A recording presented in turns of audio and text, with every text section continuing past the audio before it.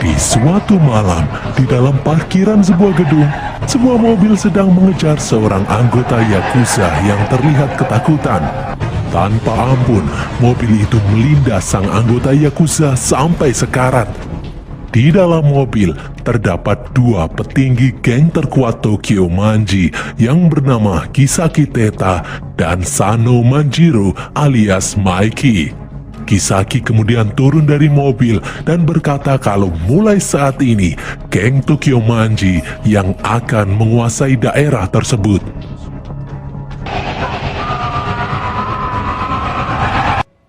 Siang harinya, di dalam kos-kosan yang kumuh, seorang pria yang bernama Takemichi baru bangun dari tidurnya. Saat sedang memakan makanan basi miliknya, Takemichi terkejut melihat berita di televisi mengenai peperangan geng Tokyo Manji melawan Yakuza yang menewaskan dua orang sipil yang bernama Tachibana Hinata dan adiknya Tachibana Naoto. Takemichi pun terkejut seakan tak percaya karena Hinata adalah satu-satunya wanita yang pernah dekat dengannya saat SMA dahulu. Takemichi terus mengikuti berita mengenai kematian Hinata sampai di tempat kerjanya. Hal itu membuat Takemichi ditegur oleh atasannya. Takemichi tidak bisa melawan saat dibuli oleh rekan kerjanya itu. Takemichi pun berjalan pulang. Di stasiun kereta bawah tanah, Takemichi masih memikirkan berita mengenai meninggalnya Hinata karena dia satu-satunya wanita yang pernah singgah di hati Takemichi. Lalu tiba-tiba seseorang mendorong Takemichi hingga terjatuh di rel kereta saat kereta akan melintas. Tak disangka saat hampir tertabrak kereta, tiba-tiba sesuatu hal yang aneh terjadi. Takemichi seperti berteleportasi ke tempat yang lain. Di tempat itu, penampilan Takemichi terlihat berbeda. Di tempat itu pula Takemichi ditemui oleh teman geng SMA-nya yang berasal dari SMA Mizu, yaitu Akun, Yamagishi, Makoto, dan Takuya. Takemichi bingung dengan apa yang terjadi. Takemichi kemudian mengira kalau ini adalah kilas balik masa lalu sebelum dia mati, karena sebelumnya Takemichi hampir tertabrak kereta api. Teman-temannya itu pun bingung melihat kelakuan aneh Takemichi.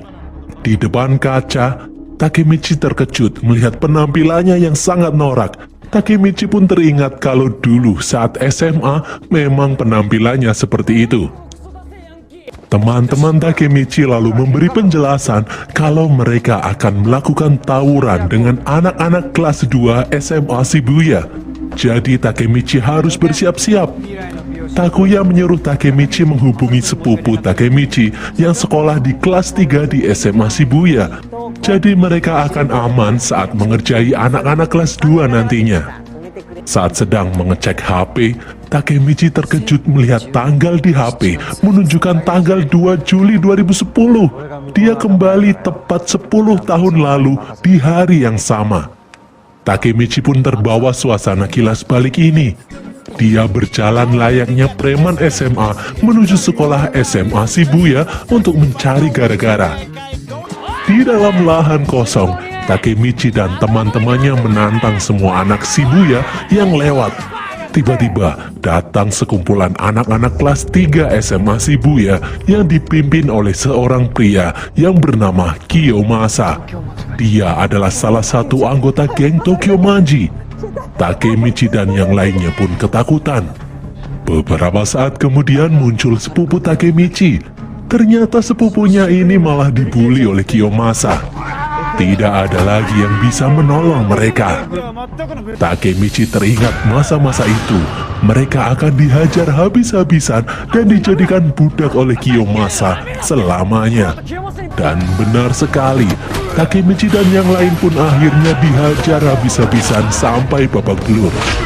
Takemichi teringat kalau peristiwa itulah yang membuat dirinya menjadi pengecut dan membuatnya kabur dari sekolah menghindari siksaan Kiyomasa hingga dia menjadi sampah masyarakat sampai dewasa.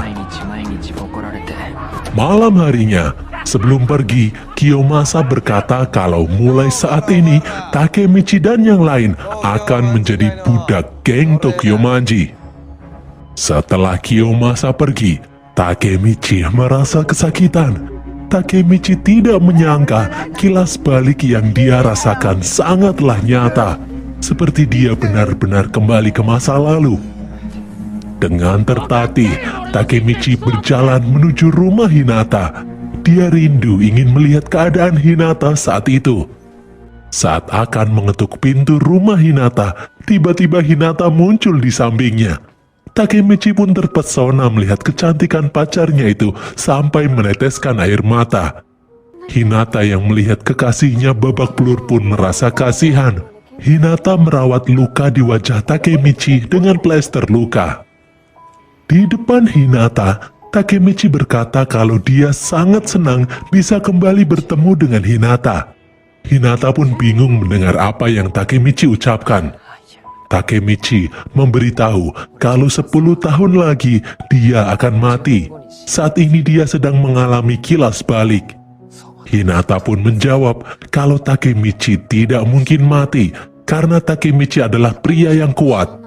Jikapun Takemichi benar-benar akan mati 10 tahun lagi, selama itu pula Hinata ingin Takemichi selalu ada di sisinya untuk 10 tahun ke depan. Takemichi kemudian bertanya kenapa Hinata mau berpacaran dengan pengecut seperti dirinya. Hinata hanya tersenyum mendengarnya. Saat sedang melamun di taman, Takemichi melihat seorang anak SMP sedang dibuli. Takemichi mengenal anak itu adalah Naoto, adik Hinata. Takemichi pun bangkit dan menyuruh orang yang membuli Naoto untuk pergi. Namun akhirnya dia malah babak belur sendiri. Saat para pembuli sudah pergi, Takemichi bertanya kepada Naoto kenapa dia tidak mau membela diri.